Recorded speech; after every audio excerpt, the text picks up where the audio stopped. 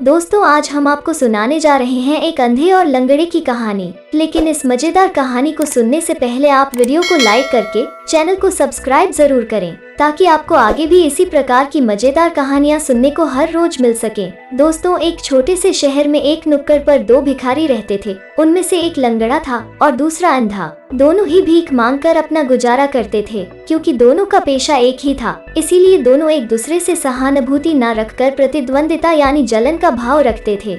दोनों ही दिन भर भीख मांगते और रात को पास ही की अपनी झोपड़ियों में सो जाते थे। दोस्तों जब एक रात जब वे सोने की तैयारी ही कर रहे थे कि अचानक उनके झोपड़ों में आग लग गई, जिससे कि दोनों भिखारी बहुत घबरा गए। अंधे को कुछ दिख नहीं रहा था, पर क्योंकि उसके पैर ठीक थे, लेकिन वो रास्ता दिखने पर ही वहाँ से निकल सकता था। जबकि वही लंगड़ा सब कुछ देखकर भी भाग नहीं पा रहा था, क्योंकि उसके दोनों ही पैर बेकार थे। इस संकट की घड़ी में दोनों को एक दूसरे की जरूरत थी, पर फिर भी उनमें से कोई भी पहल नहीं कर रहा था। दोनों चुपचाप होकर खड़े हुए थे और अपनी मौत का इंतजार कर रहे थे। दोस्तों क्योंकि आग बहुत तेजी से फैल रही थी और उन तक पहुंचने ही वाली थी कि उन दोनों को एहसास हुआ कि उन्हें एक दूसरे की जरूरत है और उन्हें इस वक्त आपसी ईर्ष्या भूलकर एक दूसरे का सहयोग करना होना, तभी दोनों की जान बच सकती है। लंगड़े आदमी को एहसास हुआ कि अंधा भाग सकता है और वो उसे रास्ता दिखा सकता है। दोनों ने बात की और अंधे आदमी ने लंगड़े को अपने कंधे पर बिठाया और उसके कहे हुए दिशाओं में जाकर उस आग से बाहर निकल आया।